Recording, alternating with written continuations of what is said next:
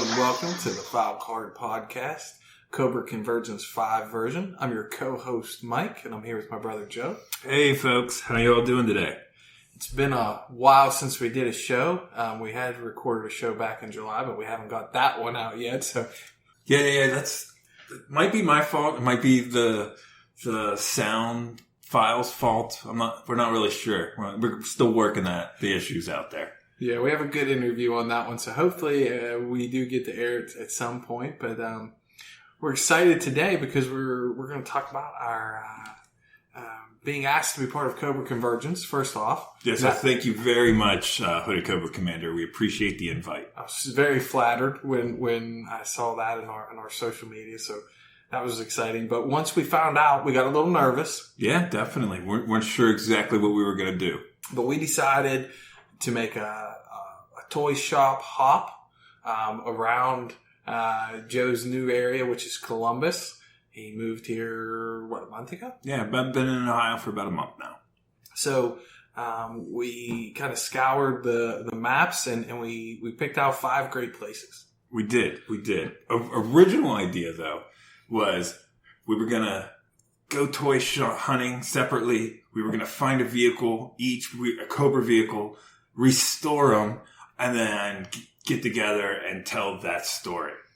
But in true File Card Podcast fashion, we dropped the ball. Absolutely. Like we normally do. And the other thing is... we completely ran out of time. We also knew that we had to buy Cobra stuff because it's Cobra Convergence. And we were very concerned that we would go shopping, run into a bunch of good G.I. Joe stuff, and then we would, be left with like a Toxo Viper or something to talk about. Or we completely drop the ball and fail, and our Cobra Convergence episode is about how we bought the flag. Like, that was a real concern when we decided we were going out to do this. And even though we really didn't want to, I feel like if we would have ran into the right flag, yeah, we could have accidentally done it. We ran into the right thing, and we did it this time. Yeah. But we'll get to that. So, first off, when we got started, as normal, we ate. Or I did. Well, yeah. Mike brought the whole family out here to Columbus, Ohio. So we hung out that night, got up in the morning, and we picked out 5 stores. And we weren't sure if we were going to hit them all up. But the hope was that we would have time. We didn't know how the day was going to play out. So... didn't have to get up crazy early because the first store didn't even open up till 10. Yeah, that's a good thing about toy shopping. All of us toy guys, we like to sleep in. So that was helpful. And so we got started at Route 68 Vintage Toys. We did. On the way there, we stopped at Chick-fil-A because we don't have a Zaxby's here for Mike. And he bought 2 chicken biscuits. He only needed 1, and he paid the price about halfway up there. Yeah, 1 would have been good. So just a little note to anyone listening. 1 chicken biscuit, good. 2 chicken biscuits, not so good. Yeah, if you're getting ready to make an hour-and-a-half drive, you don't need that second chicken biscuit. There might be a truck stop that you need to pull over for. Right. So we got to Route 68, and he had some good stuff. Yeah. Well, the great part about it, which wasn't great for me at all, was I had taken the day off work. I took leave, and they called me the night before. I said, we still need you to be on this conference call, no matter if it's your day off or not. So Mike and Eli head into the store, and I'm just sitting there in the truck on my phone, listening to people babble. It was funny because you ran the sound through the truck. Mm-hmm. Did you know that? To the speaker? Yeah. So when we were walking around, because we were a couple minutes early and the store opened, right at 10, we were just kind of walking around. We could hear it blast. Just like obnoxiously loud. You could hear things. I'm going deaf. Yeah. I didn't even listen to loud music as a kid. I don't know what happened. It was funny. So me and Eli got in there first, and there was some good stuff. A lot of Joe centric, right? Let's tell everybody exactly where we are. So we went to Route 68 Toys, Vintage Toys, Route 68 Vintage Toys, I think that's what and Xenia, Ohio. It's a husband-wife team that own the place. I got to meet them when they did the Great Ohio Toy Show last year. Real nice folks. They weren't there this trip. They were out doing another toy show. That's what I saw on their socials, yeah. So when you go in, Right on the right, they have a glass case full of Joes, a little bit of everything, boxed vehicles, some modern. They had some Fun School stuff, which was kind of exciting. They actually had a couple Fun School on-card Cobra troopers. Well, they weren't troopers. I forget which variation of the Vipers they were, but they had some stuff. So kind of was looking it over, and the first thing I was kind of drawn to was Gung Ho version 2. No, version 3. Version 3. Yes, this is 91 version 3. What's Gung Ho version 2? Version 2 is the his dress blues. Oh yeah, you're right. I'm sorry. Yeah, so this is version 3, 91. It's got the flag and kind of carrying the that large machine gun. Yeah, well, the rest of it comes with a missile launcher and a backpack. No one cares about those, but it comes with that flag. And as a kid in 1991, to see the American flag come with a Joe that actually waved was amazing. I remember getting him. Another one that we picked up at Hills. We talked about that yesterday. Yep. I think we got him and the Flak Viper on the same day. Yeah, pretty cool. So all right, I'm already thinking to myself, here it goes. We're here to buy Cobras, and I'm running into Joes. But it was priced for $30. So I had to take it. Which I think it was incorrectly priced. Everything else there were some really good deals there. There really were, but they were close to market prices. Yeah. And then that there was like, whew. Like I didn't even look. I looked and saw it. Yeah. Oh, hold on. Let me get back. I looked and I saw it, but I didn't even look at the price tag on it because it's just like carded stuff that's not really, I'm not collecting it. It's out of my budget for what I'm trying to do. So when you said $30, I was kind of hoping you didn't buy it because I was buying it. Well, no, yeah. So now that I bought it, though, I really don't know what I'm going to do with it. Because I don't want to go down the rabbit hole. And we've talked before about I don't want to open. There might be a couple things out there, on card that I would open. This isn't one of them. Right. Well, this card's beautiful. That's the other thing. If you buy a broken card, cracked bubble, maybe. But this is pristine. Yeah. I don't know what grading it goes to. There's a little boxing, I guess you would call it, on the one edge. But the rest of the card, looks immaculate. Yeah, it is really good, and there's no price sticker on it anywhere. Right. So it's good. I don't know what I'm gonna do with it. But for 30, I just felt like it was one of those things pick up. Right. And the other thing, I feel like sometimes stuff just gets overlooked by your regulars, right? So again, I've never been in that shop, but could have it been there for a year? And just the regulars never got interest in it, and I don't know. And it's just you just continue to look over it. It's kind of like your house, and something in your house bothers you for a little bit, but eventually you get used to seeing it, and you don't pay attention to it anymore. Like the imperfections or whatever. So you just kind of wonder, was this just something that maybe sat around for a little bit? And but at that price, I picked it up. So the other thing is, there were other things there I wanted, but it was the first stop. It's 10 o'clock. We're going to 5 shops. Right. That changes it. Yeah. That definitely changes how it affects your shopping for the day, because you got a budget and you want to stick to it. And the other thing, I think the reason you mentioned the price is I think it's really just to let everybody know that, there's still some deals out there. You know what I mean? We all, as collectors of vintage G.I. Joes, are just watching the prices, it seems like, skyrocket every day. It's every month you look and be like, that definitely wasn't the price last month for that figure. So, but, if you go out there, you're just going to stumble into these every once in a while. Yep. Less on eBay. Yeah. Right? So hit the pound the pavement, get out to stores. What'd you pick up there? Well, to backtrack again a little bit. So I'm on the call, and I think it's 10:15. And I realized, this isn't going to be a 20, 30-minute call. This thing's going to be an hour and a half, maybe longer, the way it was going. So I just put it on mute, and I go out, and I go into the shop. And I got the volume kind of down, but I got it held up to my ear, so I look like a crazy person. Not like I'm holding it horizontally, like you're talking on the phone, but I needed the speaker where it comes out of up to my ear. So it was like walking like with this board sticking out of my head into the shop looking at G.I. Joes. It must have looked ridiculous, but it's what I had to do. So I go in.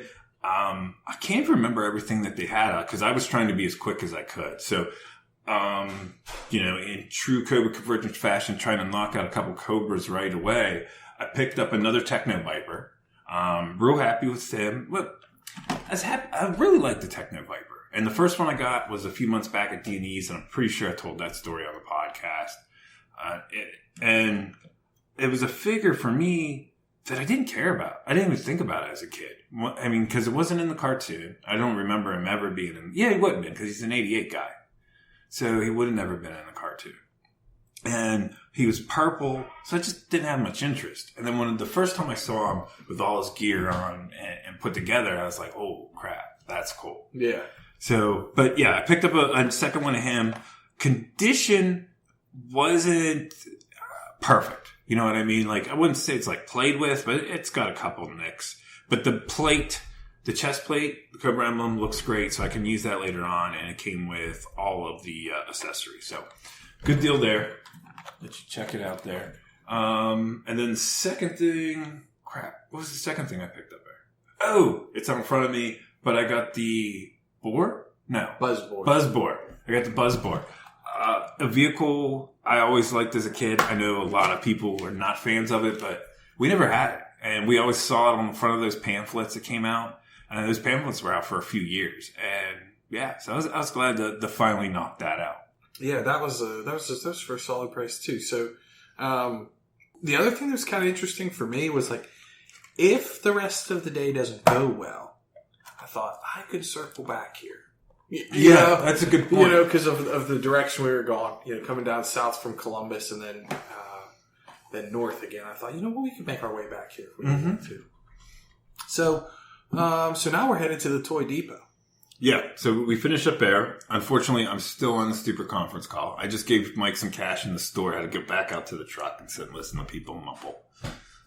Yeah, which for another, half hour, 45 minutes? Yeah. And so we got that wrapped up. We're headed down to Toy Depot. We stopped. Time to eat lunch. Yep. Right? Went to Five Guys. Yeah, nothing better than a bacon cheeseburger while toy hunting. Right. So we wanted to go to the Toy Depot because I feel like for the Midwest, Mid-Atlantic, Toy Depot is kind of a legendary place, especially if you've been to Joe Fest, right? If you've been to Joe Fest, you know about Toy Depot. Right. And or probably any other kind of Joe-centric show. Yes. So we were super excited to get there. And on the way there, we witnessed a small car accident. Yes, we did. So, which everybody was okay. Yes, but everybody was fine. It just happened basically right in front of us. Yeah. So what I did, I have this like red and yellow, like kind of really gross Hawaiian shirt, and I have these red shorts, and I wanted to embarrass Joe and Eli, so I wore them. He looked wonderful, folks. I did. I looked really... We nicknamed them Big Red. I looked a little bit like the Kool-Aid Man on vacation. Kool-Aid Man went to the beach. Yeah, so I mentioned the accident, which I said everyone was okay, but since I witnessed it, I stuck around to give a statement to the police officer. And like, if I knew I was going to have to talk to like a police officer, I probably would have dressed a little better. Kind of felt like a stooge standing there talking to him. You looked wonderful. Oh, it was great. Me and Eli took lots of pictures from the truck. I bet. So now, when you were talking to one of the participants of the accident, we'll say, he became very animated. And me and Eli were going like, wow, it looks like I might have to get out of this truck. I don't know what Mike said to him, but he must have been offended by your shirt. Yeah. No, we just saw the accident a little different. I gotcha. But it all worked out. Everybody was okay. So we make it up to the Toy Depot. And now all the good toys are gone because Mike decided to stop and be a good Samaritan. So everything's gone. The store's empty. So we don't get anything. No, that's not how it played out at all. No, so we get there. It doesn't disappoint. Never does. No. So walk in. I think we maybe have shared it recently. I think, our kids are all watching like early 90s wrestling right now. They have a bunch of wrestling figures. So we kind of peeked at those a little bit real quick. Then we go around the corner and the Joe selection's just on point. Yeah, they got a bunch. I don't even know the number. What would you say? Like 70? Yeah. 70, 75 figures. And, all in wonderful condition. Fair pricing on all of it. Great pricing on some, fair on others. Like, there was definitely things, if that was our only stop of the day, I would have bought a lot more than what we bought there. That's for sure. Mm-hmm. But, you left some stuff behind. I left a lot of stuff behind. Well, not a lot, but there was a couple things. One of the things that was kind of cool is they have a lot of stuff on pegs. Mm-hmm.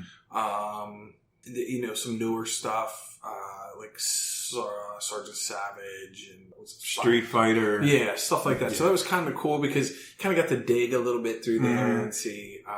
There's a lot of stuff still in box on the pegs from the early 90s. One of the things they had was a Venom versus Valor Jeep pulling like a cannon. Mm-hmm.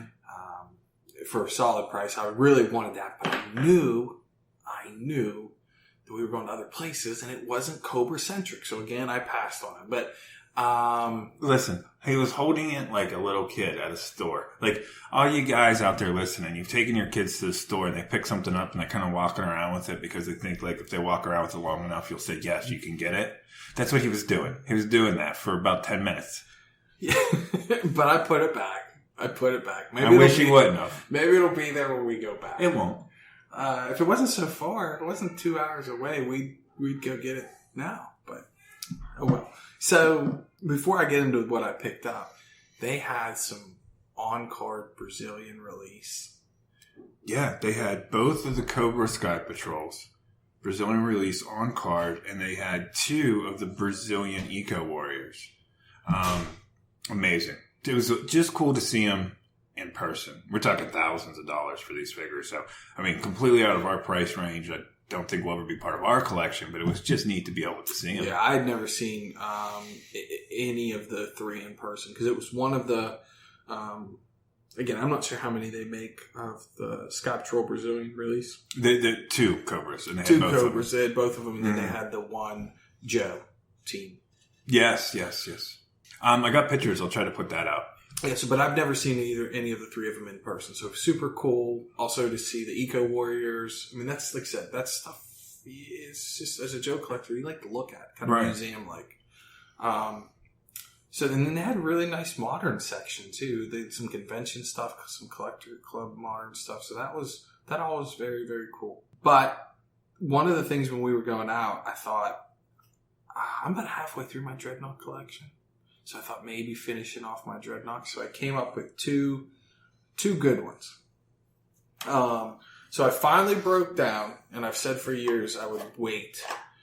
But I finally found the right Thrasher, what I consider perfect. Now, of course, once you come home and get the different light on it, you kind of pick out maybe minor imperfections. Mm-hmm. But he's solid, so I picked him up. And not my least favorite, but one of my least favorite, Ripper. Yeah, you've hated Ripper our whole entire lives. Yeah. No, I don't hate Ripper on the cartoon. I love him on the cartoon. It's just the toy and the Sunbow cartoon just don't match up. They're just not even close. You know what I mean? Like, if one of them 2 committed a crime, you wouldn't pick the other one out in a lineup. They're just very, very different.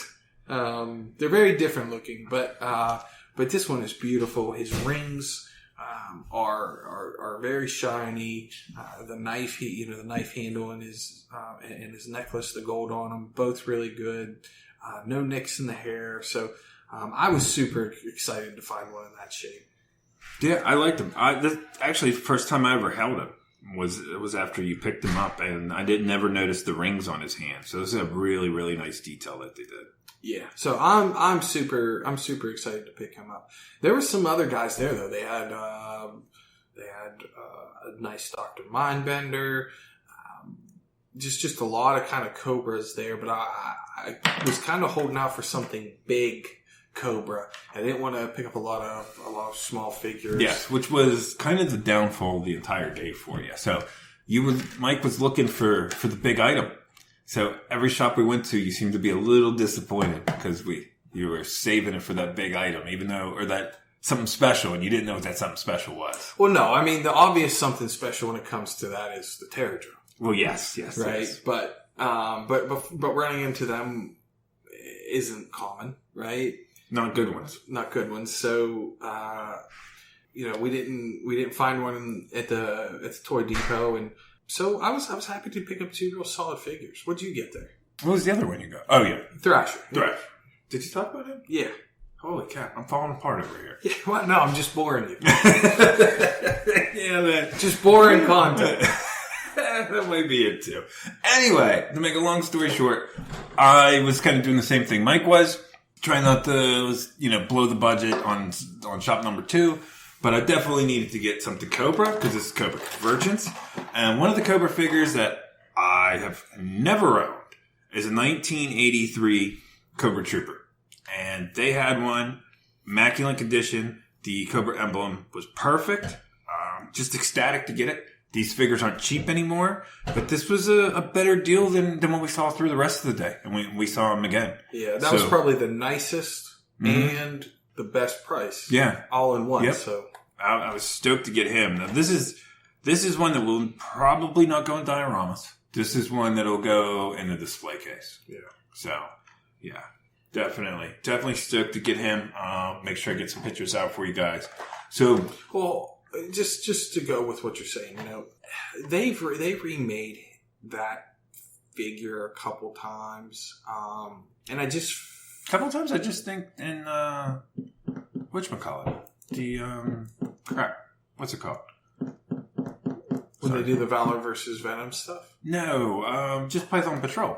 That's the only time they reuse this mold, isn't it? Well, they do the army builder packs But it's not this mold, is it? Yeah, it's the night. Remember, they have the night. Oh, they do have the night ones. Yes, and then they have like a really darker blue version of them too. Okay. Yeah. So I guess what I'm saying is, now that those troopers are out there, you're right. You're talking about the modern 6-pack. Yeah. Yes. Okay. It would be, for diorama, which is something you and I both like to do. I definitely like to do when I display my stuff. Like, it's almost impossible to think at you do that $50-ish range that you're going to get more than one or two. It would just be really hard to army build, especially for somebody that's maybe building their collection, right? Like, if you're somebody that has a pretty complete collection, or you're pretty happy with where you are, you're not looking for a lot of different stuff, well, maybe that's different, But as you're trying to build your collection, it's hard to army build on a figure of that cost. Right. Nope. I'm with you 110%. So, I mean, like you said, the ultimate goal for me for army building is 6 of each trooper. Right. I don't know. It's not really an army. It's a squad. Yeah. But that's like my number. I don't need more than 6 of any. I don't know if I'm ever going to have a diorama where I could use maybe 6 or more of any one soldier. Right. Yeah, exactly. Yeah. So, but back to your point is like buying 6 of those right now, really, I don't know, isn't the best choice or use of resources for me, because I do have the 6-pack army builder. Right. You know what I mean? And they're open, so yeah, we can just use those for dioramas and then move on to other things. So after that, I wanted to get at least one more figure, and I couldn't decide. There was just so many choices of what to get. So I went with hard to find accessories, best value. And for me, that was 1989 Scoop, which your family had gotten you one for Christmas this past year. Yep. And we loved him as a kid. He was horrible story point from the cartoon. It's just awful. Crimson Guardsman turned into a reporter who's gone undercover to, infiltrate the Joes, and then becomes a Joe, which is not how any of that would work in real life. You know what I mean? Right. He'd be arrested and shot, or thrown in a black hole and never seen again. Yeah. Right. Kind of him and Mercer would have received the same fate. Yes, they would have. So... But he had the mic, and it was, a really, really, really affordable price. Mic, all the accessories, and I didn't even take the figure out of the box, just because there was no point at that price to get all the accessories. I was just happy, you know what I mean? But he ended up being super solid. But I think, I don't know. How's the black? Because he has a lot of black that's paint. I think because it's all paint on him. It seems to all be on point. His true color is green, I think, right? The mold is green. Yeah, I think so. Well, that's good. So I was pumped. So definitely. They called him Michaels in the cartoon, so I was always partial to Scoop. Yes, that makes a lot of sense. Is what they called him. Well, nice. So one of the other things I think we talked about too is because in general the Toy Depot is the biggest shop, we'll probably stop there. Yes, as opposed to start there in the future. Yes, when we do our hop. Yeah, that'll probably. But at the same time, then you're like, well, I want to save all my money because when we get to the Toy Depot, they're gonna have great stuff. Yeah, but you're still right. That's where you need them today. Yep. But maybe not, because the day turned out different. Or maybe we did need to be there last. Right. I don't know. You got very I wish everybody could see your face right now. Because you're I'm very concerned. You're like, yeah, I don't know what we should do next. Well, I really don't because there's every store we hit up was really like solid. You know why I feel that way? Because I would have ended with that Valor versus Venom. Right. And you still wanted it. And I still want it. Yeah. So. Maybe we should just call them. and see if they'll send it to us. Yeah. I'm pretty sure they make in-store only. Yeah. No, that is what they say all the time. I forgot. Yeah, on their social media stuff. So. But then the guy that was working there, Matt, not 100% sure. It was either Max or Matt. Let's all have a mask on now. Sometimes, words get muffled. It's hard to understand. But super cool guy. Seemed like he'd been working there for years and was talking about, how they used to go all the Joe Cons and they love those and they love Joe Fest and they're going back and they got like 3 tables this year, I think. Yeah. So, yeah, he was a real cool dude, had a lot of great stories and they're just talking about the shop and how they prepare all year for Joe Fest. Yes. And that's kind of exciting. I think as an attendee to know that the vendors get just as excited about their product and getting good selection at a good price out there to folks.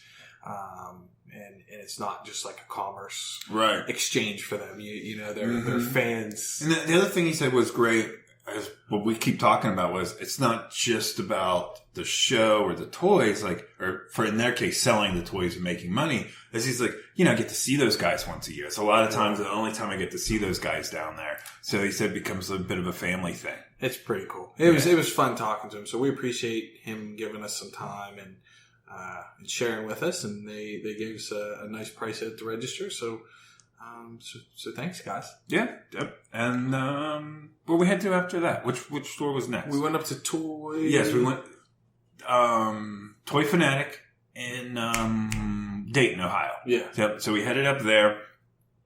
I think that was the coolest shop we were in all day. I've never been there before. Didn't know really anything about it. It just kind of showed up on my Google Maps feed or something like that when I was checking out the area. And man, do they have everything. I'm talking like 1950s toys. Yeah, like Mark's stuff. Yeah. They had a little bit of absolute dolls. Just stuff that I never thought about or I would never be interested in collecting, but I really enjoyed seeing. Like you were truly going into like a museum type atmosphere. And since we had no idea what to expect too, that was the great part. Yeah, it really was. Like when you walk in and you look around, you're like, all right, this wasn't a waste of a stop. No. And because we almost didn't stop. I said my idea was just to bypass it. I said I didn't know much about it. It was getting later in the day. We were. Yeah, I just had the idea of skipping it, but you said no, we're headed there. Yeah, so I mean, it was a little bit out of the way, but we didn't really have anything else going on. We look around a little bit. As soon as you walk in, you see that there's a lot of stuff, and it looks really cool. Well, we get a couple steps to the left of the store. We see a Defiant and a Terror Drome. Boom! Pretty excited. Really, really excited because the Drome was kind of what I hoped to pick up. Yeah. So Mike's not telling you guys, but he's really kind of down all day at this point. I know it's taken like 20 minutes to tell you the story, but this is 3-4 hours of our day. And you can tell he's disappointed because he wants, I think it's the Terror Drome or like a Mickey Mouse Cobra Commander. Like he's waiting for something great and Cobra-esque. Or the Hammerhead. Yeah. Something like that is what I was hoping to run into. And, at this point, we've found cool stuff, so it's not like the stores haven't had good quality selection. They've had great Joe, great Cobra, but I'm wanting like that big thing for us to get to talk about today. And, to this point, hadn't quite seen whatever that itch was, but now I saw it. Yeah, there's the Terror Drome. And walk up, check it out. Has a tag listing what it's missing. It's a big list. Yeah, it's pretty much everything that's going to cost you some money. And it's on... The other thing is it mentions some broken tabs. And it seems like the Terror Dromes I've seen, they're always up on a shelf. I guess because that's the only room for it. Right? And space is money when you have a store. I mean, you want to be careful about where you put stuff. So, at $450 and everything that was missing, I wasn't going to even ask them to. No, I had to talk to you 3 times to come to that conclusion that there was too much missing. But I wouldn't even. I was nowhere open to the idea. It was just like if you're starting from that and the discoloration that it had, it just wasn't worth it. That's not where you want to start, or if you do, not at that price point. Because you're going to be way, way over. Yeah, and that's just kind of how we kind of approached our acquiring the Terror Drome. There was also the Defiant. The Defiant. Yeah, I just said that. So, and we weren't interested in that, but I just love when you walk in. Oh, yeah, it was just awesome to see. I mean, we're just not in the market today for a Defiant, but it was definitely cool to see. Yep, so we got to check that out. Had a nice fridge. I probably would have considered. Yeah, I tried to keep pushing you to buy that guy. He was a great price, super, super clean. Like, he was perfect. The belt buckle, which I talked about, like, is the reason I bought my previous one, probably wasn't perfect, but for that price and everything else being, perfect. Yeah, I wanted you to buy that one. But we still got 2 shops to go, and I still want to find that big thing. So... But they had a bunch of other cool Joe stuff. They only had probably 20 figures. Yeah. A range of conditions. Yeah. And completeness. But they also had, like, other cool things. Like, they just had, like, random pieces to the flag, like, on one shelf. Yeah. Yes. I mean... Yeah. So that was... They had a boxed... it wasn't, like, sealed contents, but they had a boxed original headquarters. Yeah. Yep. A couple different vehicles that were... Yeah, they just had some pretty neat stuff from the early 80s. Right. So, but you decided to stand down. You didn't get anything there. I mean, which you should have. You should have got the fridge, but you didn't. But I picked up a snow serpent. So he wasn't complete. He's just missing the shoes, the snowshoes. But, I mean, just wonderful condition. And the patch is perfect. So, I can't get behind the snow serpents because we had one as a kid. Yes, I don't remember it at all. He was loose. He was kind of every joint, everything on him was loose. His neck, you couldn't do anything with him. His coloration was really bad. I have no idea what we did to it or why it was like that or why I didn't kept it. But like every time I see a snow serpent, I just kind of go to that memory and I ignore them.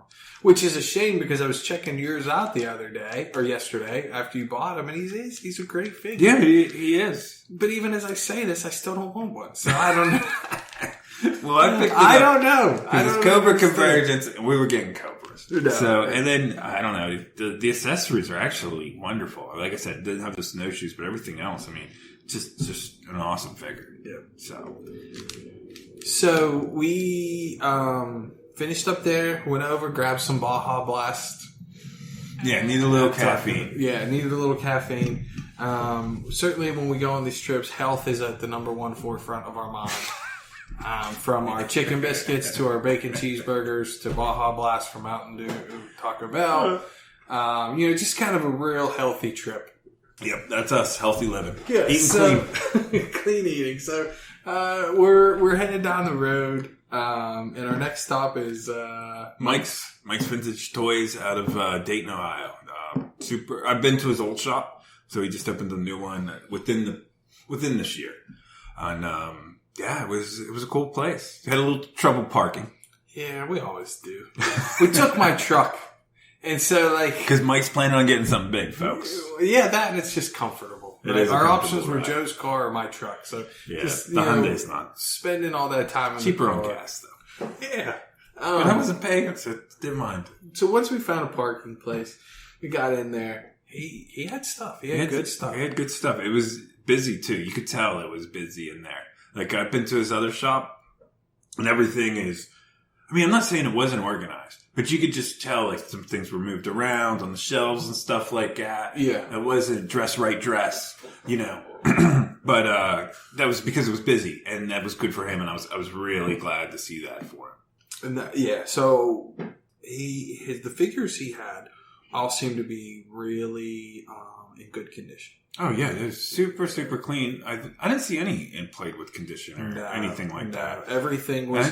I'd say like 95% of them were complete too. Yep, good stuff. And so I was really drawn kind of automatically to the Dreadnought bike from the 2004 convention. Yes. And you said you had seen it before. Yeah, I'm fairly certain I saw it at his last shop, at his previous shop, the last time I was there. And just convention stuff, I just wasn't really looking for it, but I definitely noticed it. Well, for me, I said I wanted to complete the Dreadnoughts. They kind of have that purple and aqua color, and for the Dreadnoughts, I love that color. Like some of those Sears exclusive stuff that they did, just really like that. Did you call it aqua? What color would you call that? Teal. Okay. Yeah, you're right. Teal. Teal would be. Well, but so is aqua. But wasn't like aqua like an early '90s word for teal? Well, I don't know. I mean, I would have been. I mean, I'm a child of the '80s into the '90s, right? Okay. Just purple and aqua. I like it. Go on. I'm sorry. Yeah. So aqua. Rolling on a story. Talking about my excitement. So whatever. So Mike is excited because he's got purple and aqua now. I got a purple and aqua one. I asked if it was complete because I'm not sure about it. Right. And then the price doesn't seem bad, so I pull it up on eBay. He said it was complete. You kind of simultaneously as I was able to talk to him, he said it was complete. You found it on Yojo. You could tell it was complete. Really great. Just outstanding condition. This was a collector. It's never been played with. Yeah. So I was pretty excited about that. And they had a Battle Armor Cobra Commander as well. And he was sharp. Yeah, he was real nice. But we got one more stop. And so I'm like, what do I do? I ended up putting him back, just picking up the bike. Yep. So you put down Cobra Commander. I picked him up, and I thought about it, and I kind of was going with you. It was like getting close to the end of the day, because we still have one more stop. And I was like, I'm just going to get two. So I didn't want to break the bike. I just bought two that were incredibly great deals. So I picked up another Motor Viper, which I absolutely love these guys. You know what I mean? And then I found one in like mint condition and, for almost nothing. So I was like, I can't pass that up. One of those deals. And then they had Maverick. And I thought he was the last Battle Force 2000 guy I needed. You need DJ. No, don't count. I forgot about DJ. So I need two more. I need Blocker with his visor, because I don't want to buy them twice. They're, the Blocker with the visor, Blocker without the visor. I can't remember exactly which one came with which, the single carded or the double carded, but I just want the one with the visor. Yeah. So, but anyway, Maverick's not a hard one to get. You see him at shops everywhere you go, but the crazy silver he has coming up around his shoulders is always worn off. And this one wasn't. Or the white in the elbows yellowed. And this one hadn't. And so there was no way I was walking out. But I mean, I picked up both of them, for a silver price, and I was extremely happy. But here's the other thing. If you're in the Dayton area, Mike's had a bunch of stuff at a real, real good price. It was just stuff that I wasn't looking to buy yesterday. That's pretty much what it came down to. Yeah. As a collector, if you're rolling through there on 70 or 75, look them up. Yeah, it's definitely one. There's a couple I passed on that I probably think about tonight when I go to sleep. Yeah. Always think about the ones that got away. So we finish up there. Talk to Mike for a little bit. He's a really nice guy. Yeah. On our way out, we stopped and we looked at some wrestling figures for the girls. Ended up picking up a couple of those. Yeah, Big Show and Razor Ramon. Yeah. So, really, really good prices on those. And he threw in a bucket for Eli. Yeah. So if anybody remembers like the old WWF Raw game from when we were kids, we're younger, they have this bucket outside the ring, and it's wicked powerful. Like if you pick it up and you can get, to button mashing, you can totally destroy your opponent. And so somehow this accessory was there, and he was cool enough to give it to us. So I don't know. I always think that's kind of cool whenever somebody throws you a bone like that. Absolutely. And then it was for Eli. So anytime someone's nice to your kid, that's always cool. So we had a good time at Mike's, and we'll be back. Maybe we'll take your car for parking purposes the next time. Yeah, probably a little easier in that area. So when we leave there, I'm quasi-satisfied in that I found something pretty cool cooking, right? This bike is awesome. It's the right colors. There's not a ton of them. It's a little bit rare. I want to say more than a little bit rare, right? It's not even, as of yesterday, there wasn't any more on eBay. Not on eBay. It fits really, I don't know. I love the way that color scheme goes with the guys. Yeah, you're a real aqua kind of guy. Yeah, no, love aqua. Aqua and purple. Pretty much all my clothes outside of my Kool-Aid. That was a big red outfit. Yeah, my big red outfit. Everything else is that color. So, I'm pretty excited, And we got one more stop though. Yep, we're gonna hit up Big Fun Columbus once we get back into the area. Yep.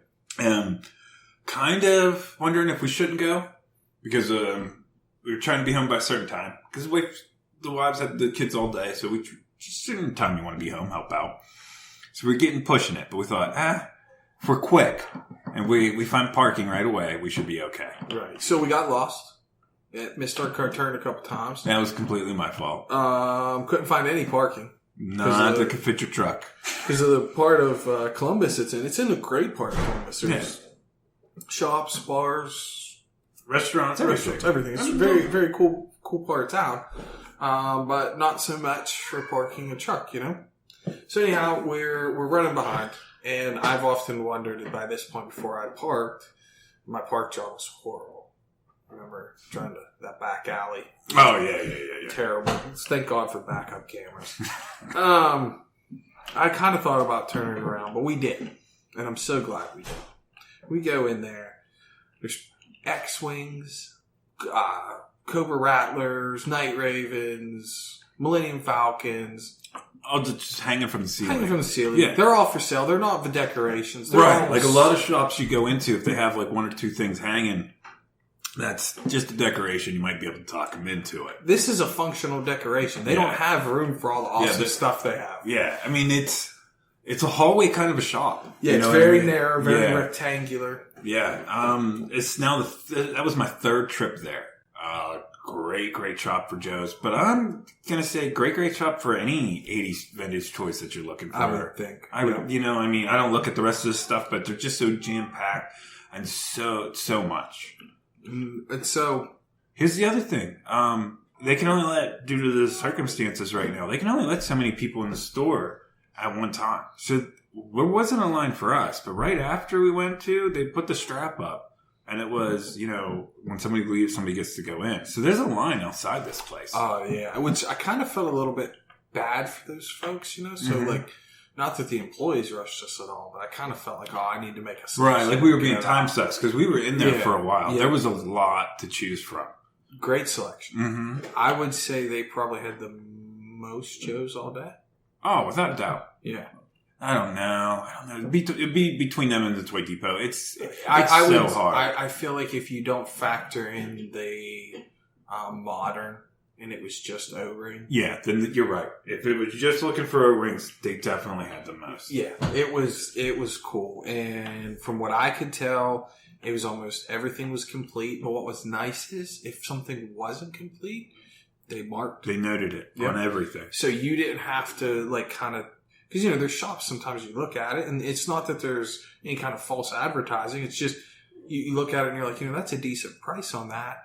But if you're not super familiar with the Fig, you don't know. Like, right. Is there a pistol missing? Is there a small accessory, a mic or whatever? So I really, really like that. And, the only part that's tough about it is they're in a large glass display case, and the pricing is on the bottom foot peg or the stand of each figure. So you got to look underneath, you got to bend down and look up, and then try to see the price. And if the character you're looking at is 3 or 4 rows back, then you can't really see. No.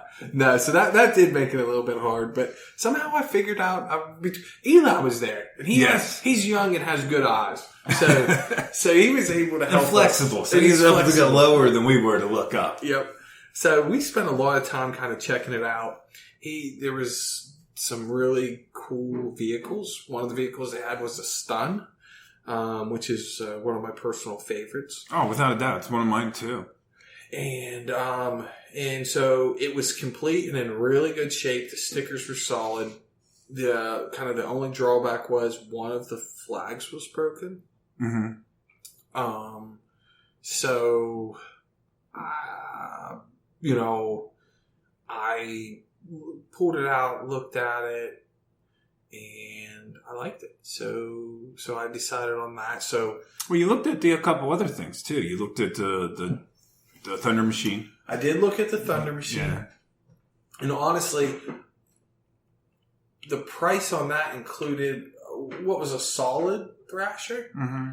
But because I'd already bought a Thrasher, so if I wouldn't have bought the loose Thrasher earlier in the day, I might have thought differently about the Thunder Machine. I got you. But I felt like that included, the price. The price included that figure, and you already had it. And I already had it, so I was like, But the thing about the stun was I didn't have a Motor Viper, and the other thing is, like you said, they're a great army builder, and unlike other army builders from the 80s, that's still an affordable gun. Right. Like you can kind of build those up. So I do want to pick up a couple more of those now, and you've been kind of acquiring them for a couple years now. So yeah, I got a couple. Yeah, I'll be competing with you to pick those up because they are. Well, I'm just going to call dibs before we walk into the store. Yeah. So we did have a rule though on this trip. It was I have dibs on 90s vehicles.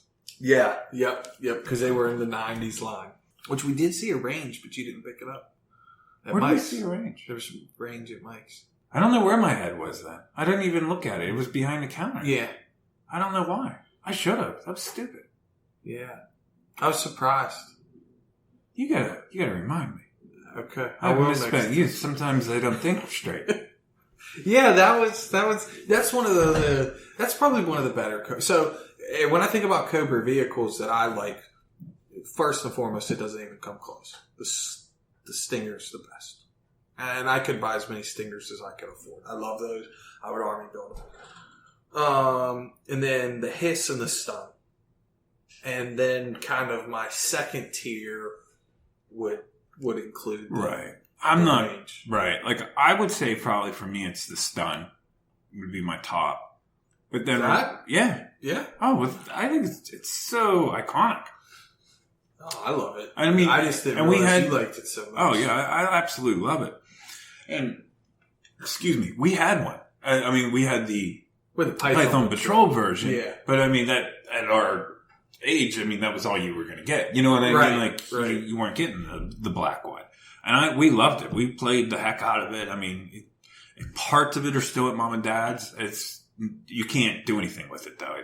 It's beyond repair. It went through a lot of battles. We had a lot of fun. I mean, it swung, how it separates in the middle. Yeah. Like ours always just swung apart. Like it never stayed together just because within probably the first couple months, as hard and as much as we played with it, it was never right again. Well, and too, like I think I was a kid, we used to fan it out. Mm-hmm. Because it would shoot both ways. It was perfect. Yeah. Because you could run your battle, you could run your guys up the middle of the battle and shoot to the left and to the right. Absolutely. Yeah. No, it's an incredible, incredible vehicle.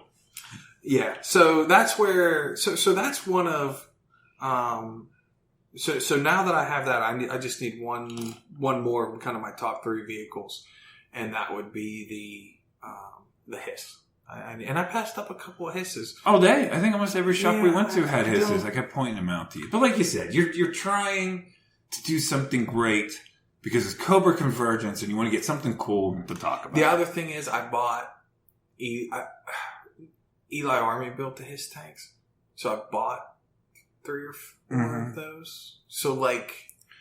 I never had a complete stun, and there was just something kind of like cool about having it. I gotcha. And so once I grabbed this stun though, and I looked at the Motor Viper, I was like, yeah, I need another Motor Viper. You know, so I grabbed. So they had 2 there, and I was going to grab another one. So I just grabbed So I just got an additional 1. So I should have probably grabbed that other one. And then I would have walked away with 3. So I figure I need... Well, they're open for another 2 hours and 55 minutes as of right now. I think we should just run down there and grab one. I might throw it in for free. If we do that at this point, they're going to think we have a problem.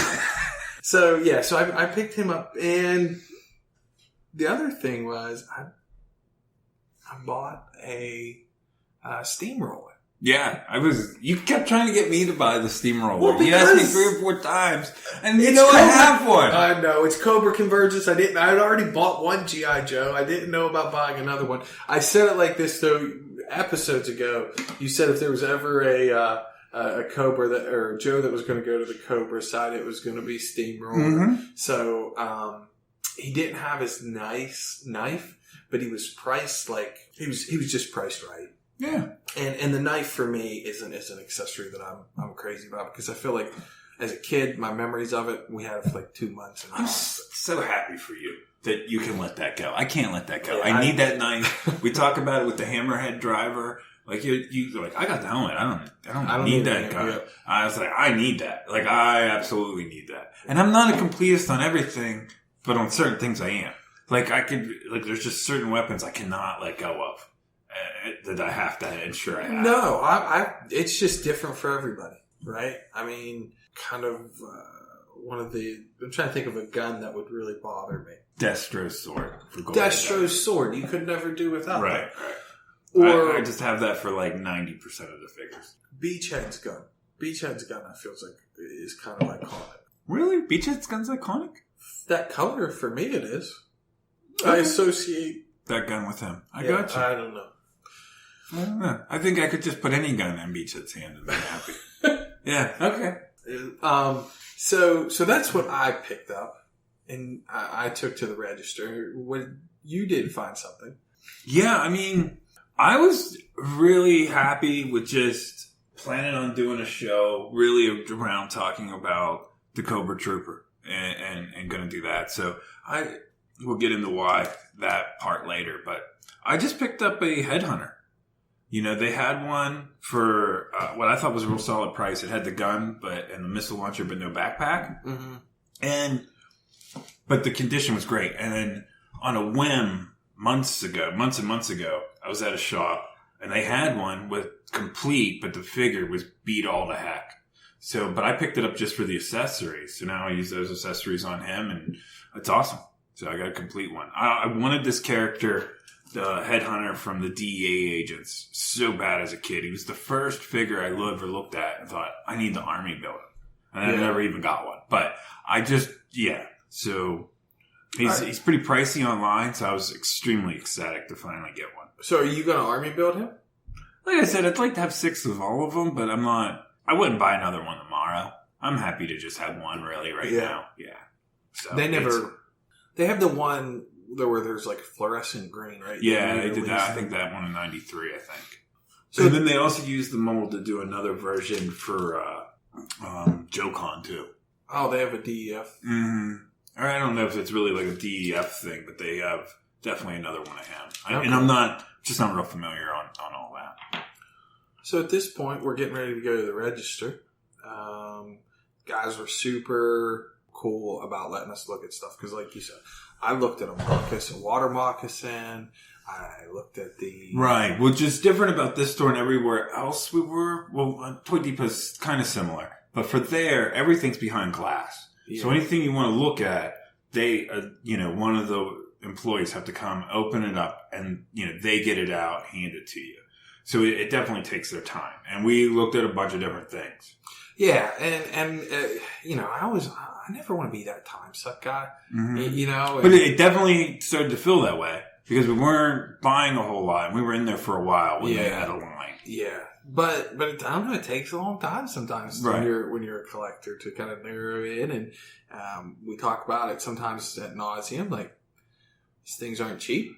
Right. So you're trying to be careful. But one of the questions we had asked all day, every day. Every shop we went to. You got a Terror Drome? Nope. Of course, we didn't ask it the one we decided not to buy, but everybody else was no. Well, so I wasn't even going to ask because I'd already looked through the store. Joe says, "You got a Terror Drome?" And they're like, "Is that the circular thing?" "Yeah, we got one. Right here, right on the corner." I'm like thinking, "No, you don't." I was just there. I was looking right up there. Yeah. Sure enough, there's a Terror Drome. And it looks really, really good. Like, really, really good. And then we asked the price immediately. I'm like, oh, okay. Yeah, you're good. And then we're going to get it down.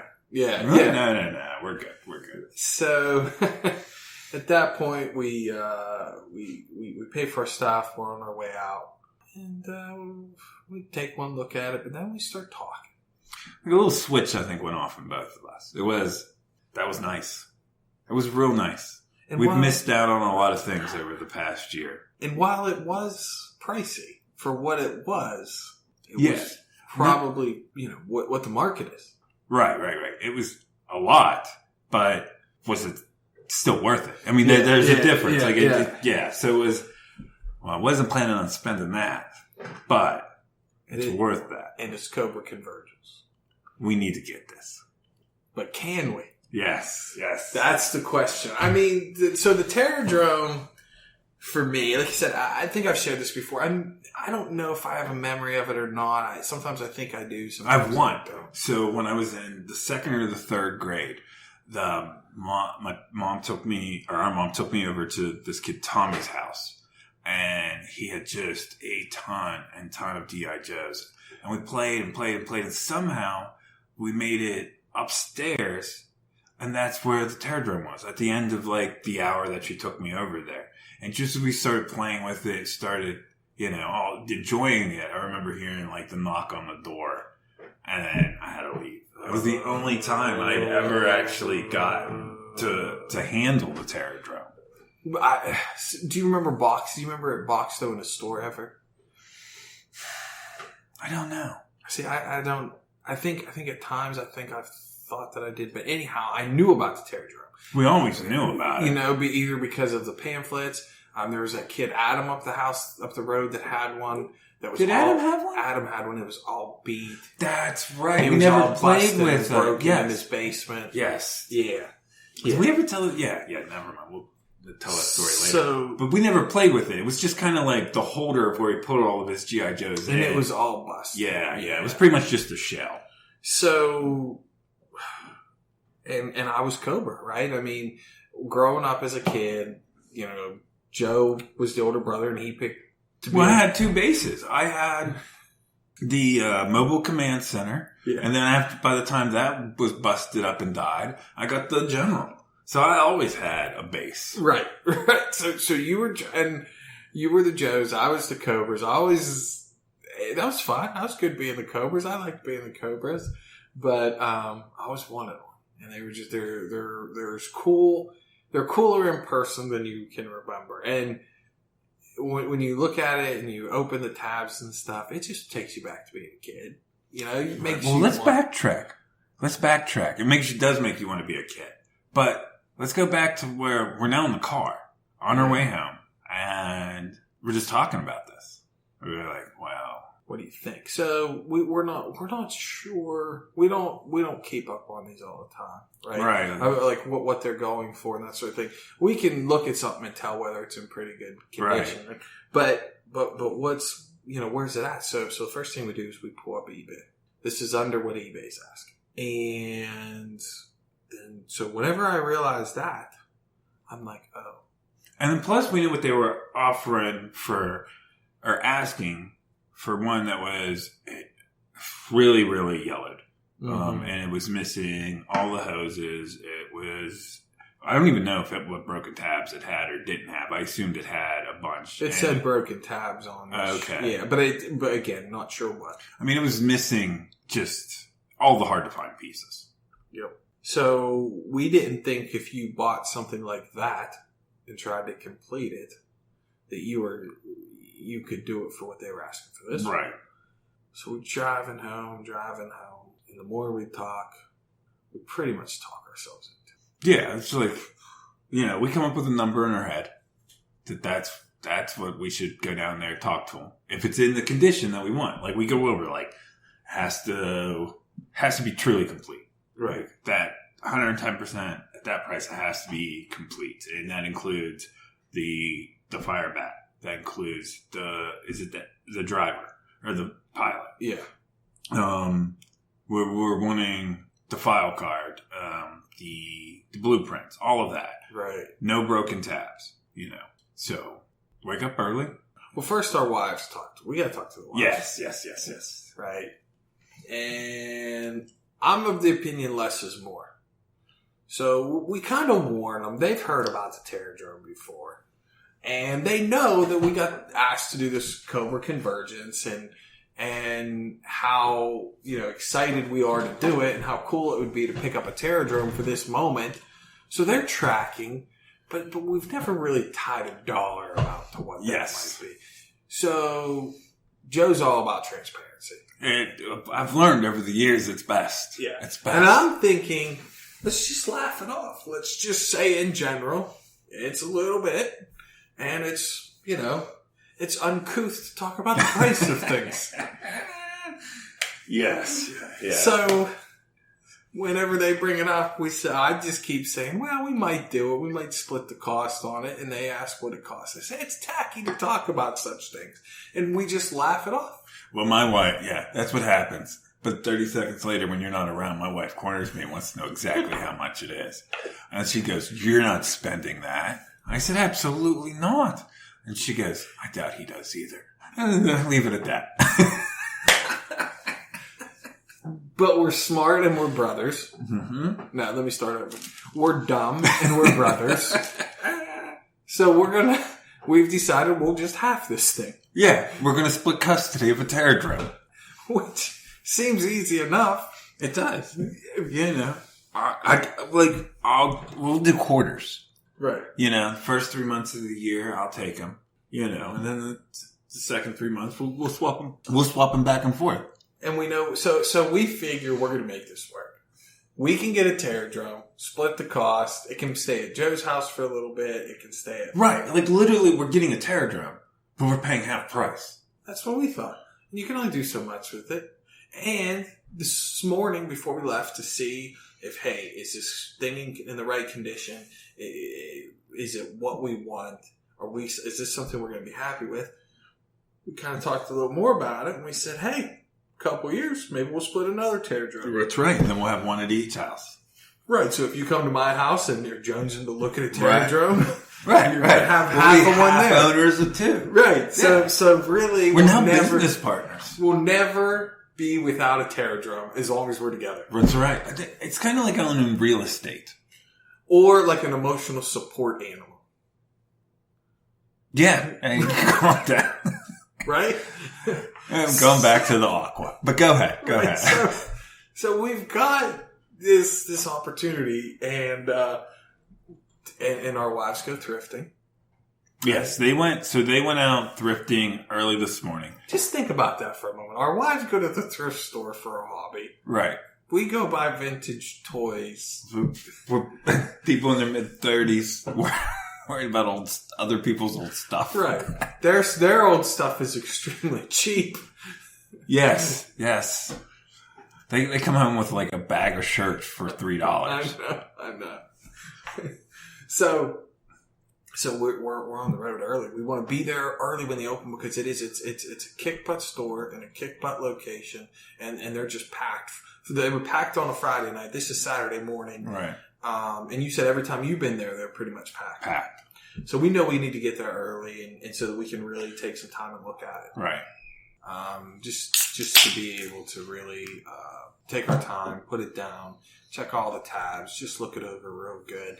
We, of course, before we left, we read the G.I. Joe Collector Guide section. Yes, gotta get the Bible out. Right. Double check those hard to find pieces. Find out what the Word has to say. We definitely looked at what his value was on it too, to see how we were. Not that those prices are right, but you're just looking at more gauges, before you go and you make a big investment into a toy. Right. So we get there, and they recognize us right away. Yeah, they did. They're like, "Hey, welcome back. Did you miss us?" And we said, we want to check out the Terror Drome. Immediately they got the ladder, because it's up on this huge shelf. Like, I feel like you could go in there 100 times and not see it. Like, it's just so much crammed in there. You know what I mean? It's so well organized and everything, too. So please don't think that I'm starting to say that, because it's well put together store. It's just, there's just so much. Right. And so if you're not knowing where to look, it's easy to get overwhelmed by seeing something else. Yep. Because we looked at other Joe stuff, because they have some box stuff the day before, right underneath where the Terror Drome was. And for some reason, you just don't take your eyes up an extra 6 inches after you're already looking so high. Yep. I mean, that stuff would have been just inches away. The bottom of the Terror Drome was just inches away. We didn't notice it. But anyway, they recognized this, like Mike said, right away. They got the ladder out. They pulled it down. And at this point, I think there was just, because we got there at 11:04. They opened up at 11. And there was one other person in the store with his daughter, and they were in the back, just kind of sitting on the floor looking at things. And it was us. And they put it on the floor, and we're just like, literally on our hands and our knees. I was laying on my side at one point, opening it up. And then like now the store's starting to fill up, and they're like, hey guys, let me see if I can, put it up on the counter here for you. Yeah. I think originally they were just like, oh, here it is. And of course nobody was in the store. But the other two was, well, are they serious? Yeah. And it didn't take them long to realize that we were. Yeah. Yeah. And that we were going to spend some time looking over it. We weren't there to kick tires. So, we looked it over really good. There was a couple things missing that they told us about right off the bat. Yeah, there was. I can't remember. It's no instructions. Right. No file card. Yes, and it was missing the pilot's parachute. Yes. Yeah. So, but we did know about that going into it. Yeah, I think I mentioned earlier that I wanted those. I just had forgotten that they weren't part of it. Right. And so we had kind of known about that, but we wanted to say, okay, what's the coloration? Where, are there any broken foot pegs? There's a lot of places to put troopers. Right. Are there tabs broken? Yeah, the tabs was the big thing for me. How's the mechanism? Yeah, the mechanism. And then, like, the fire bat itself, what kind of condition was that in? Right. And so, we came across, it was not mint. No. So, once they got it down, the black and the dark gray is solid. Yeah. The blue, I feel like this was put together by, maybe they replaced a panel or two on the blue, the Cobra symbols that go around. Yep. So one of them are a little bit different than the rest. So, okay, we're there. But the guns, the shares for the guns, the guns themselves will hold. They're not floppy. Right. So I was really, really excited about all that. 4 of them. Yeah. All 4 of them are that way. Then when you get inside, everything else is good. The only thing is, it's a little bit discolored in the inside. In between each one of the computer panels, there's this groove from when it was put together. It's the mold. From the mold. Yeah. And then in that groove on all of them, it's got like a dark yellow. Or not yellow. I don't even know what you want to call it. It's almost like a copper brownish color. Color. So, I don't know. So then we were talking about to whiten it. You know what I mean? They use the whitening treatment. Well, then we would have to take all these tabs off, all these pieces to put it in. And we're not about to try that. Right. But one of the solid things are all the doors are opening. Every one of them. The jail door opens. Mechanism works solid. once we put it together correctly. Yeah. The fire bat in there. If you don't have the fire bat clicked in there just right, you're going to run into some issues. And the blue on the dome is good, right? Yeah. So I'm right. I'm it's good like with 8 that. pieces. And especially after all these years, different collectors have been working on them. Right? So they might use one from here, one from there, and like we were talking about the L tabs, it could be different colors. All of these seem to be the same colors. Yes. So I like it. The mechanism's working, which is a really good thing. So it took us a pretty nice time to look over it.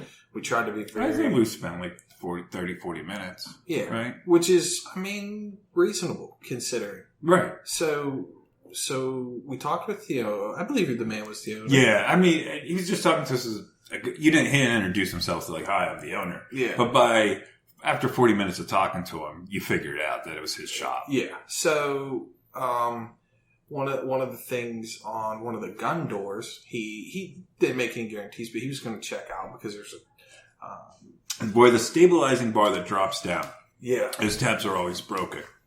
On the one, it was not broken. One of them, has 2 of them. One was broken. Excuse me. I'm sorry. One of them works. The other one, were broke. And the stabilizing bar was being held up by some Scotch tape. And he didn't have it listed. And you could tell he honestly felt bad when we realized that he didn't list it because he didn't notice it either. Right. So he's got employees that are working on things. They missed it. It happened. So, and he said, I got a bunch of these doors at home. Usually on Thursdays I go through them, or I go through stuff. I'll be working there, checking stuff out. I can let you know if I do have another one. Yeah, and then he was also had a couple of ideas on the cleaning. Right. He had a guy that he knew had some luck cleaning this stuff. He was going to contact him and find out about that. So, but here's the real thing. So I went in there with, it needs to be X, Y, and Z, have all of this, have perfect. And then if it's all of those things, and then I want it for X amount, which was less than what they were offering, or they were asking, excuse me. But then when I got there today, I realized, well, all of that was very unreasonable. Like, it was kind of like a pipe dream. Like, you're not getting, this isn't off the shelf from 1987 anymore, right? 87? Am I right on the year? 86. 86, sorry. So, there is going to be a couple things here or there. But even more than that, I fell in love with it. Just it being there. Just standing there with it, opening it all up. When we were laying on the ground, I told the guy, I was like, this is the first time I've ever opened these doors since I was 8 years old. You know what I mean? Right. It was amazing. And you begin to appreciate it when you're that close. And it's almost like when you take a car for a test drive and the salesman lets you change the radio and preset it. Not that anybody did something like that, but you just start spending time with it. You start to get invested. Right. And, that quality of Terror Drome is out there. It's just being willing to make that investment. Right. And you and I know we're not, we're not going to make an investment like that into that kind of pristine, there's probably 10 or 20 of them out there in the world, and we're not going to buy one. Right. Not right now. So we found this really, really solid one. And one of the things that you really, really like about, with vehicles is you love the restoration. Yeah, I love the cleaning up. I hate to say restoration because I feel like I've seen what a lot of other people do, and what they really... You're right. Yeah, they do some amazing work. Yeah, what I did is just really clean them up. Right. But I enjoy the heck out of that process. You I do really a really do. good job on it. And I love putting the new stickers on. Even though we talked about before, we hated them as kids, and I hated them because I couldn't get them straight. Well, now I got more older and got some little more talent. You know what I mean? Right. So, but well, did we even tell them we bought it yet? Well, not yet. That's part of the story. Totally ruined the ending, Joe. We bought the Terror Drome. I'm sorry. I forgot where we were going on that one. Well, no. So we... All right. So we bought it. What ended up happening, we talked a little bit. We noticed a couple things on there. He took $50 off of it. Yeah. Which I thought was super cool. Yeah. And so then, we pay him. We're walking out with it. super nervous. Holy cow! Like holding it, like they did a great thing. They opened the door for us, right? And they clear the way. It's like a hallway kind of an area. That's all the room you got is like a small hallway, and like a trailer hallway. Yeah. What was kind of great is everybody you pass is like, that's so cool, man. Man, those are awesome. I love those. You know, like every guy. Everybody was happy for us. Yeah. Felt like we accomplished something. Yeah, definitely. So, I mean, what a big couple weeks for you. You bought a new house and a Terror Drome. Yeah. Which one are you more proud of? Terror Drome. Probably have the Terror Drome forever, right? I have the Terror Drome longer than I have this house. This is a great house, but I'm only going to be in this area for 3 to 5 years. Yeah. So we get in the car, or we put it in the car. Oh, but just getting it out of there was you hit. So one of the workers, they like the guns. You have the 2 rifle turrets or weapons turret, cannon turrets, whatever. He spins them around so they're facing inside. So this saves you like 6-7 inches. I assume he's moved these. Yes, you can tell he has done this before. He moves them inside for us. And then that gives us a little more room to go out. But you still manage to bump the cannons, the side of the cannons on the door on the way out. I did. Oh my gosh, I was sick. It was fine though.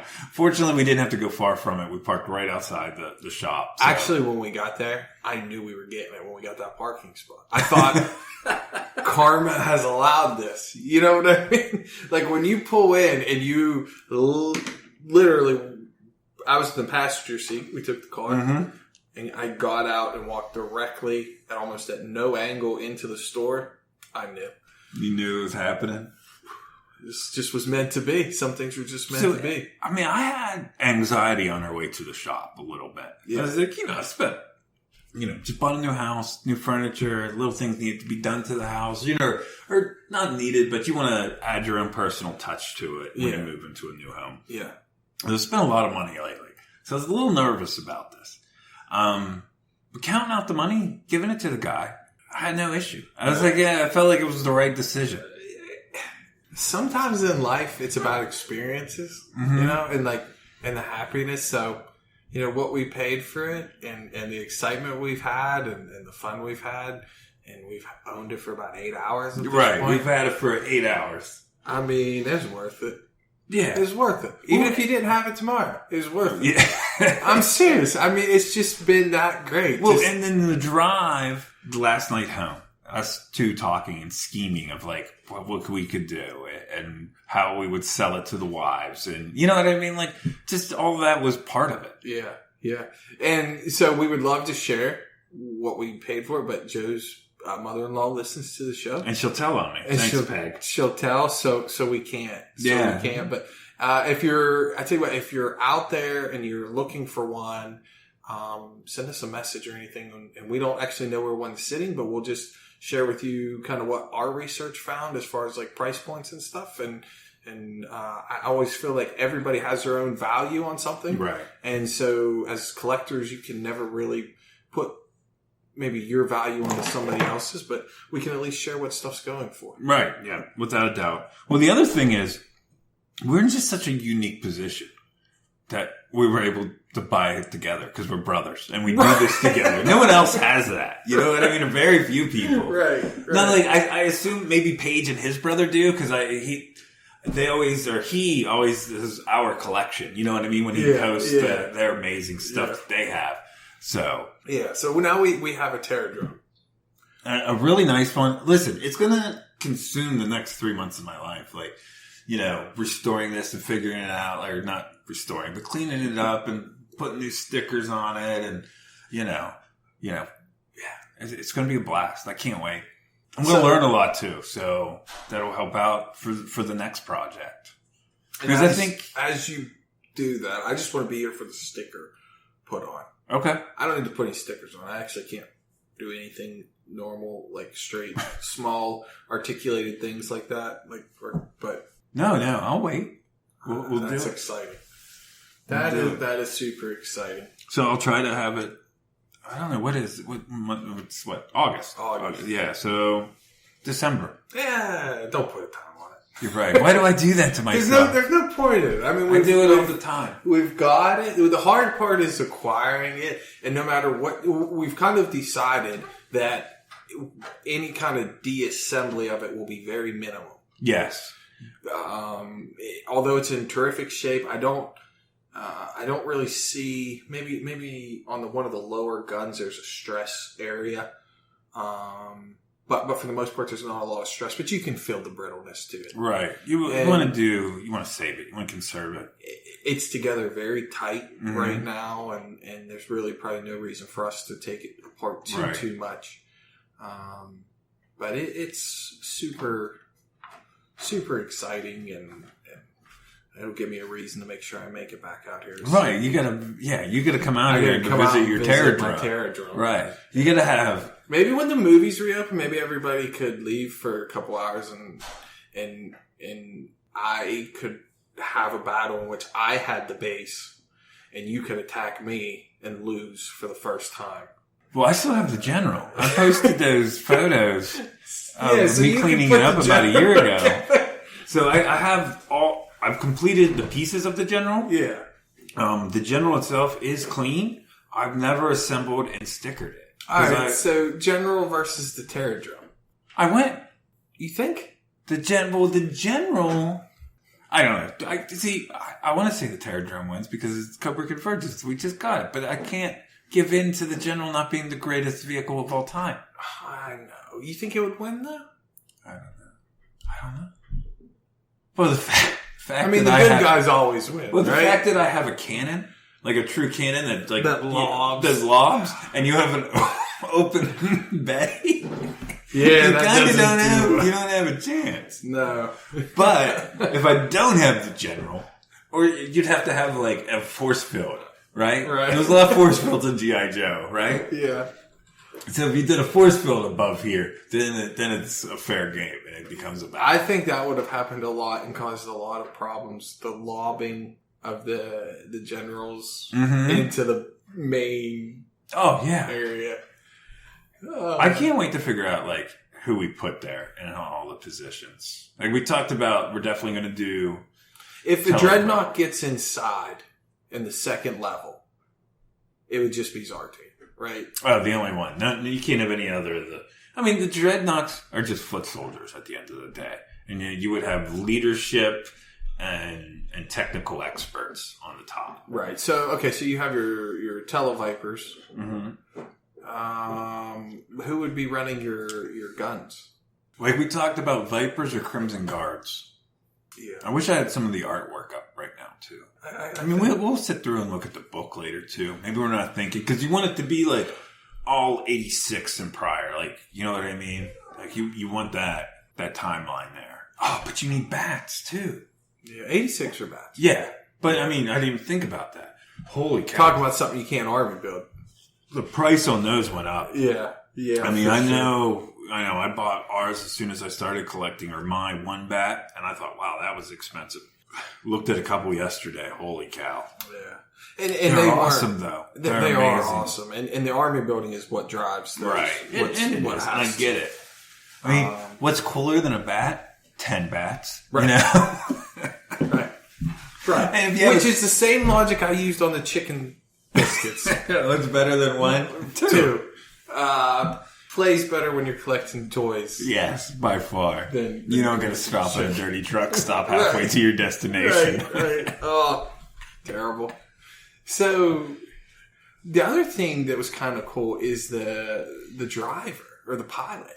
I was very, very impressed. Yeah, never touched him before. Never held him. You know what I mean? Saw him in the book, but on eBay, but never had him. So, really, really cool figure. This one is in good condition. I think it's something that we'll use to build off of because he's got the perfect chest plate. So maybe if we can acquire another one with a little better head, we'll work something out there. A slow acquire on that one. Patience on acquiring that one. The other thing though is I think it's possible that I've overlooked him in the past. I don't know if I have ever seen him because. In general, when it comes to Cobra drivers, I don't pay a ton of attention to it. Love the Stinger driver. Absolutely love the Stinger driver. We didn't see any of those yesterday. I would have bought as many as I could. I mean, I always buy them when I can. Yep. Now I'm into the Motor Vipers. That's going to be a problem for us. I think we're going to argue about that at some point. Try to snatch those guys up. And then the other pilot I'm really big on is the Night Raven pilot. I think that guy's an excellent Stratoviper. Yeah, he's awesome. Great. So and honestly, I mean, a Stratoviper I think would look amazing with the sun. The colors. Yeah. I mean, it makes no sense, but it's right. Aesthetically it's perfect. Yeah. So I now, if you want this cleaned up, though, and I'm talking about the stun, like, if you want what I would call fresh coat of paint, which is cleaning up, shining, you let me know. I'd love to do it. I'll leave it here if you want to. No. Take it home. I'm saying I got a Terror Drome to work on, guy. Yeah. But I'm saying in 6 months or so, you're like, I'd like to get it, a little sharper. Let me know. I will. Or you could do it. I think you would have a blast if you did it. I don't. It's just not you. No, it's just not. I gotcha. It's just not me. I got other things where I scratch that itch of. Yeah, well, Mike does other cool things, like drives a race car. Maybe, yeah. So I feel like that's kind of my outlet for that kind of creativity. You know what I mean? Do you understand how much cooler you are than me? Like, you're like, I build and race cars. Yeah. And I'm like, well, sometimes I get to, make old 30-year-old plastic look nice again. That's me. It's the same itch getting scratched, though, right? That creativity thing. Oh, you're so nice. Oh, so this is amazing, Joe.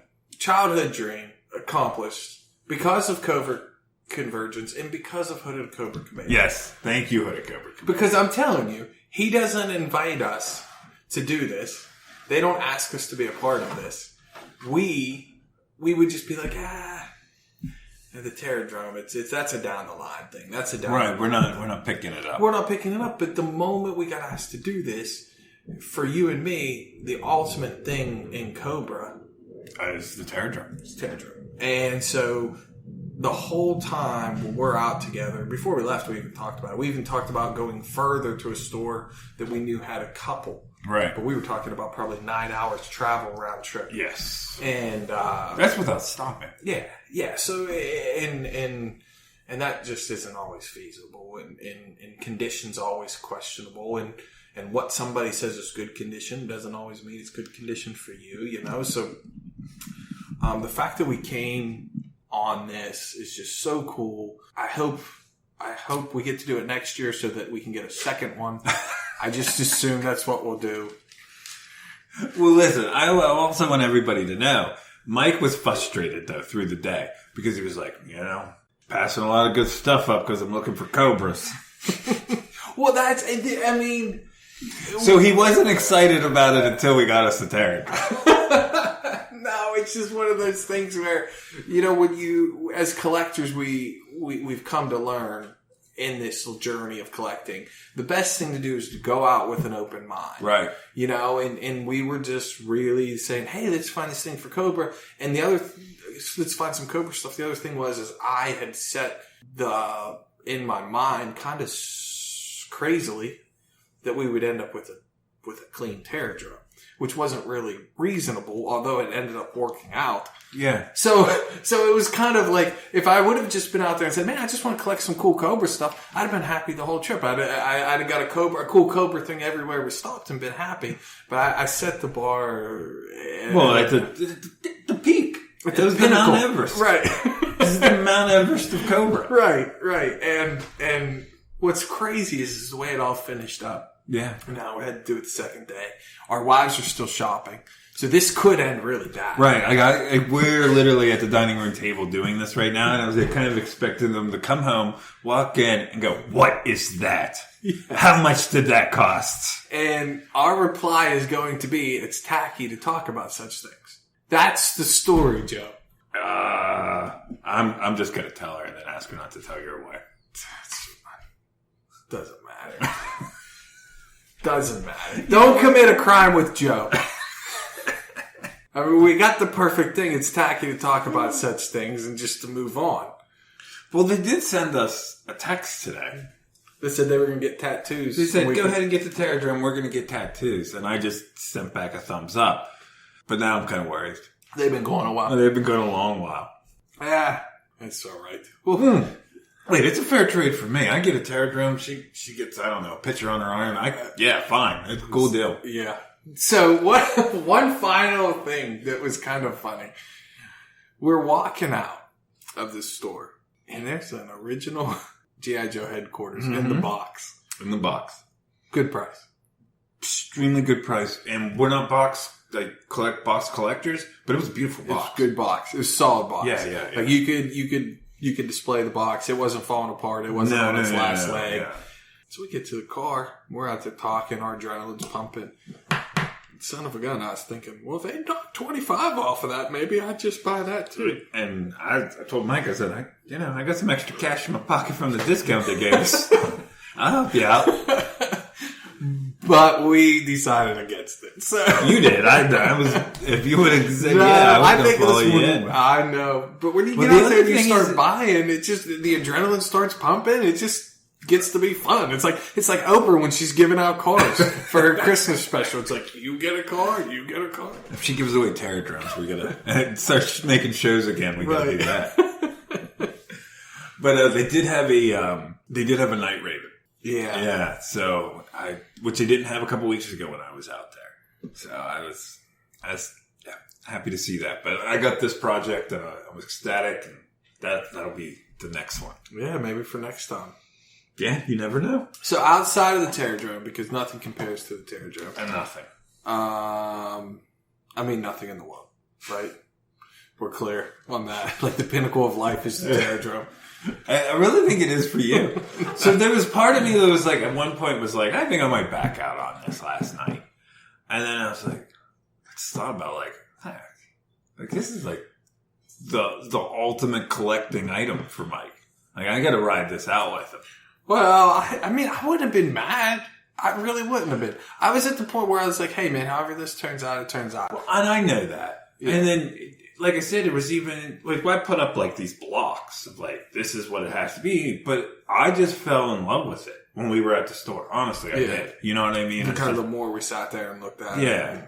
The other thing is you talk about this a lot. It's a lot about, like, the people you're dealing with. I really liked yesterday. Everybody at that store was extremely friendly and very helpful to us, right? We talked to at least three different guys yesterday. Yeah. And then today, one of the guys was there from yesterday, and then the owner, I don't know, I like dealing with it. You know what I mean? It made it, we've been other places where we've just been like, oh, okay. You know I mean, there's probably stores and places. I know there's stores and places we've been together that we've never brought up on the show. We're just not going to get into too much negativity. We didn't like the guys, and we're not going to bash their stores on there. We just never talked about them. We're never going back. Right. But that was not the case there. You know, it was cool, and I felt like, you know, we spent so much time over there the past 2 days. You know, when we go back, they're going to remember. Right. And then here's the other thing. Like, he made the sale. He doesn't have to answer the phone on Friday when he told me to call. But there's no doubt in my mind he is. You know what I mean? Yep. So if he has it, I think he'll give it to us. If he doesn't, it's fine. That was the agreement. Yeah. No, it's no problem at all. And we'll just start watching for the door. Yeah. You know, and again, you know, it's kind of a small part though, so it's going to have to be the right time. I'm not going to scour eBay. Oh, it'll be added to my search list. I'll see what they go for, and if we get it, we get it. Right. You know what I mean? We'll get it. Just we don't need it tomorrow. No, we've got a lot going on. But okay, so back to what's your favorite thing outside of it's my '83 Cobra Trooper. Yeah. I mean, I've passed on a lot of these over the years or past couple. And I was just really stoked to get it. And this is one of the things, like, I wouldn't have got it if it wasn't Cobra Convergence. I really wouldn't have. Because there's just so much there. And we all know I'm a 90s guy. So I probably would have went after, you know, I could have got two of those guys for what I paid for him. Yeah. But, you know, I got him now. And it's awesome to be able to help him, or to have him. And I really, those early Cobras and Joes, I don't have very many of them, even though I love them. And it's just, I like those other ones more. So this pushed me to that direction, and I got them.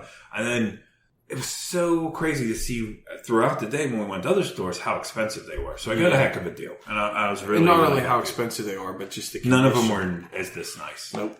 And I probably should have got him anyway, no matter what, because of just the condition, and I talk about that a lot. But I wouldn't have gave it the time. You know what I mean? So I'm really stoked to finally have this guy. Now, in his webbing, his like, what is this called? Whatever, the holster. Yeah, like the holster that he has on his chest. Now there's dust and stuff in there, so I'll use some of my cleaner and some Q-tips, and I'll get that squared away. But he's gonna look real good up in the display case. That's awesome. I'm pumped. For me, it's probably my bike. Well, it's two things. I think having the bike is cool because I've been wanting to get the Sears exclusive Dreadnought stuff over the years. Mm-hmm. And this is kind of my first step in it because this is the color scheme. Mm-hmm. And I know they did the stuff at the convention, and I've kept an eye on that. So, I'd like to get that stuff someday. So this is kind of a dabble into it. But the discovery of the awesomeness of the Moto Vipers, and then reading their file card earlier before we came on, we were sitting here talking with Eli, and so just like now I've discovered this really cool trooper.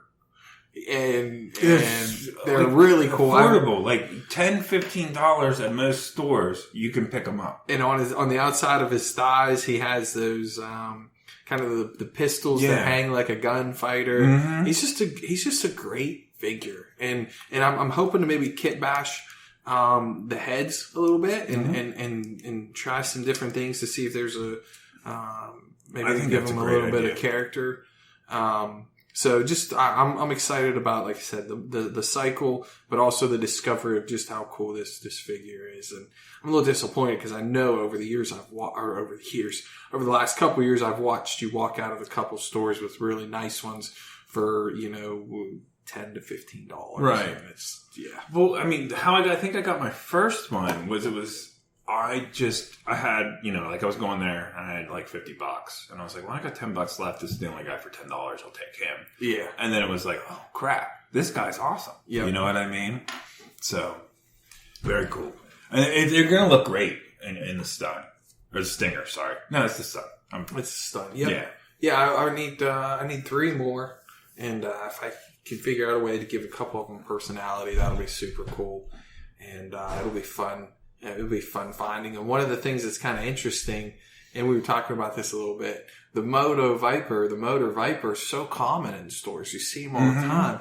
But finding their vehicle, finding their stun is very, very hard. And the flags are... Yeah. I got one good flag, and if I can find just that other one, but I'm going to take my time on that. Well, here's another thing. So normally the peg at the bottom is broken. Right? That's kind of sealed in. Right. Yeah. So on yours, just the actual flag, the flap is gone. So if you could find another one, I wonder if you could somehow do like some kind of like plastic weld and where it still looks okay. I'm probably just out of my mind. Sure somebody could. I don't know that I could. Yeah. But the thing is I feel like I'm going to be able to pop it. When I'm ready, I'm going to be able to pop it out with some ease. Just because it's more than a stub. Right. So, all right. You ready to get out of here? I'm sure everyone's tired of listening to us talk. Yeah, and we should probably start the hamburgers. Oh, yeah. They're ready for us to cook dinner. I'm sure.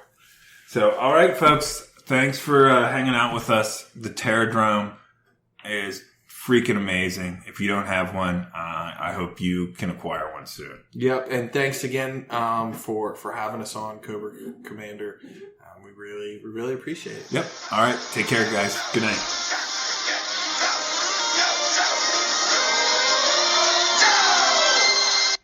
Or do you want to do the intro? You can do it. Okay. If you do it with some gusto. I'll do it so hard I'm going to shit my pants. Okay, do a practice one to make sure it's recording. Okay. Hello and welcome to a special edition of the File Card Podcast.